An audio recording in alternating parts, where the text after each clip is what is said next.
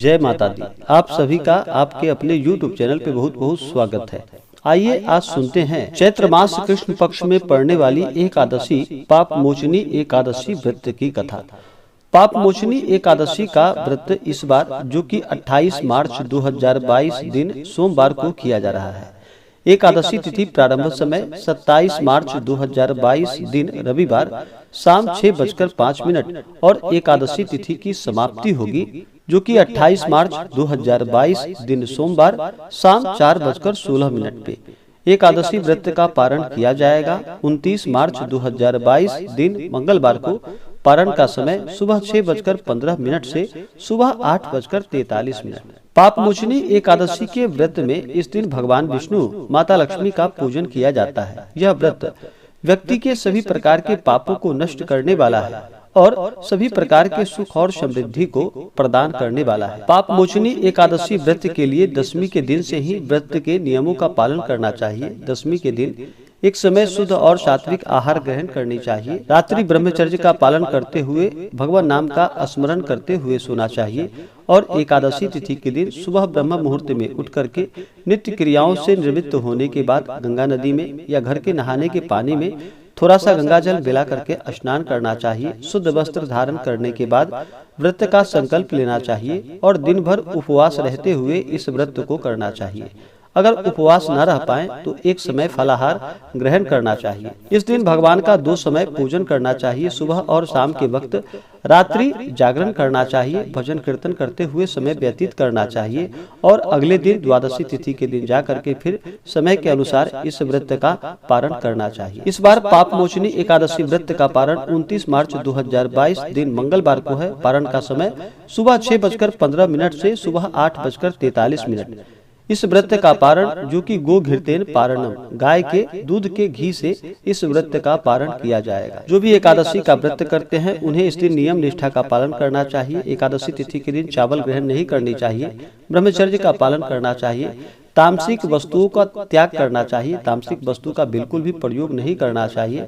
धर्म का आचरण करते हुए इस व्रत को करना चाहिए और द्वादशी तिथि के दिन जाकर के ब्राह्मणों को भोजन करा करके ब्राह्मणों को दान और दक्षिणा दे करके उसके बाद फिर व्रत का पारण करना चाहिए। इससे पुण्य फलों की प्राप्ति होती है। तो आइए सुनते हैं पाप मोचनी एकादशी की कथा। तो बोलिए प्रेम से भगवान विष्णु की जय, माता लक्ष्मी की जय। प्राचीन समय में चैत्ररथ नामक एक वन था। उसमें अप्सराएं किन्नरों के साथ विहार किया करती थी। वहाँ सदैव बसंत का मौसम रहता था, अर्थात उस जगह सदा नाना प्रकार के पुष्प खिले रहते थे। कभी गंधर्व कन्याएं विहार किया करती थी तो कभी देवेंद्र अन्य देवताओं के साथ क्रीड़ा किया करते थे। उसी वन में मेधावी नाम के एक ऋषि तपस्या में लीन रहते थे। वे भगवान शिव के परम भक्त थे। एक दिन मंजू घोषा नामक एक अप्सरा ने उनको मोहित कर उनकी निकटता का लाभ उठाने की चेष्टा की। इसलिए वह कुछ दूरी पर बैठकर वीणा बजाकर मधुर स्वर में गाने लगी। उसी समय शिव भक्त महर्षि मेधावी को कामदेव भी जीतने का प्रयास करने लगे। कामदेव ने उस सुंदर अप्सरा के भ्रू का धनुष बनाया, कटाक्ष को उसकी प्रत्यंचा बनाई और उसके नेत्रों को मंजू घोषा अप्सरा का सेनापति बनाया।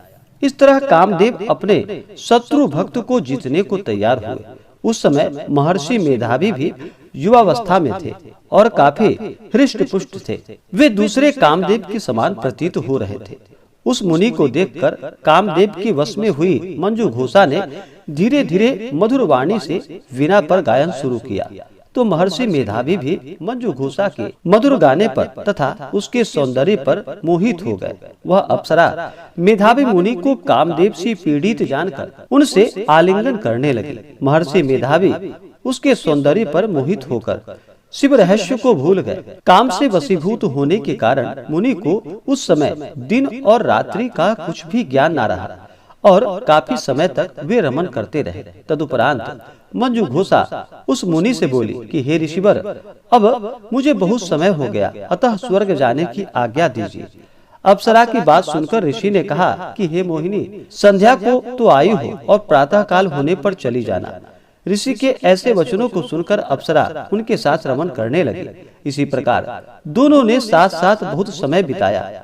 मंजू घोषा ने एक दिन ऋषि से कहा कि हे विप्र, अब आप मुझे स्वर्ग जाने की आज्ञा दीजिए। मुनि ने इस बार भी कहा कि हे रूपसी, अभी ज्यादा समय व्यतीत नहीं हुआ, कुछ समय और ठहरो। मुनि की बात सुनकर अप्सरा ने कहा कि हे ऋषिवर, आपकी रात तो बहुत लंबी है, आप स्वयं ही सोचिए कि मुझे आपके पास आए कितना समय हो गया, अब और ज्यादा समय तक रहना ठीक नहीं होगा। अप्सरा की बात सुनकर मुनि को समय का बोध हुआ और वह गंभीरता पूर्वक विचार करने लगे। जब उन्हें समय का ज्ञान हुआ कि उन्हें रमन करते हुए 57 वर्ष व्यतीत हो चुके हैं, तो वह अप्सरा को काल का रूप समझने लगे। इतना ज्यादा समय भोग विलास में व्यर्थ जाने पर उन्हें बड़ा क्रोध आया। वह भयंकर क्रोध में जलते हुए उस तप नाश करने वाली अप्सरा की तरफ भ्रुकुटी तान कर देखने लगे। क्रोध से उनके उधर कांपने लगे और इंद्रियां बेकाबू होने लगी। क्रोध से थरथराते स्वर में मुनि ने उस अप्सरा से कहा कि मेरे तप को नष्ट करने वाली हे दुष्टा, तू महापापिनी है और बहुत ही दुराचारिणी है, तुझ पर धिक्कार है। अब तू मेरे श्राप से पिशाचिनी बन जा। मुनि के क्रोध युक्त श्राप से वह अप्सरा पिशाचिनी बन गई। यह देख वह व्यथित होकर बोली कि हे ऋषिवर, अब मुझ पर क्रोध त्याग कर प्रसन्न हो आइए और कृपा करके बतलाइए कि इस श्राप का निवारण किस प्रकार होगा। विद्वानों ने कहा है कि साधुओं की संगत अच्छा फल देने वाली होती है और आपके साथ तो मेरे बहुत वर्ष व्यतीत हो गए, अतः अब आप मुझ पर प्रसन्न हो जाइए, अन्यथा लोग कहेंगे कि एक पुण्य आत्मा के साथ रहने पर मंजू घोषा को पिशाचिनी बनना पड़ा। मंजू घोषा की बात सुनकर मुनि को अपने क्रोध पर अत्यंत ग्लानि हुई और साथ ही अपनी अपकृति का भय भी हुआ। अतः पिशाचिनी बनी मंजू घोषा से मुनि ने कहा कि तूने मेरा बड़ा बुरा किया है, किंतु फिर भी मैं तुझे इस श्राप से मुक्ति का उपाय बतलाता हूँ। चैत्र माह के कृष्ण पक्ष की जो एकादशी है उसका नाम पाप मोचनी एकादशी है। तुम उस व्रत को करो और उपवास करने से तेरे पिशाचिनी की देह से मुक्ति तुम्हें प्राप्त हो जाएगी। ऐसा कहकर मुनि ने उसको व्रत का सब विधान समझाया। फिर अपने पापों का प्रायश्चित करने के लिए वे अपने पिता चैवन ऋषि के पास चले गए।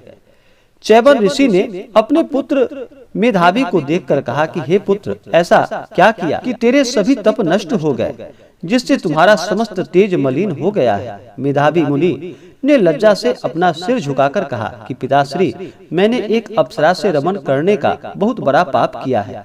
इसी पाप के कारण संभवतः मेरा सारा तेज और मेरा सारा तप नष्ट हो गया। आप कृपा करके इस पाप से छूटने का कोई उपाय बतलाइए।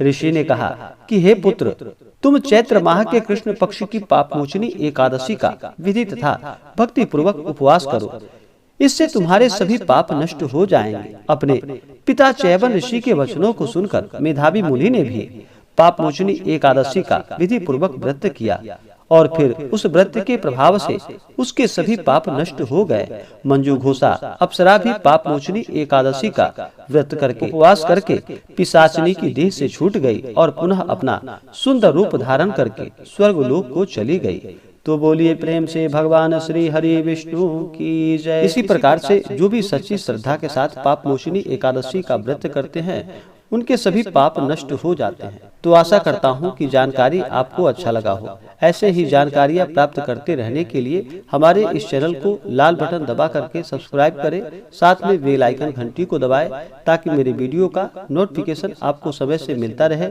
वीडियो को लाइक करें, शेयर करें।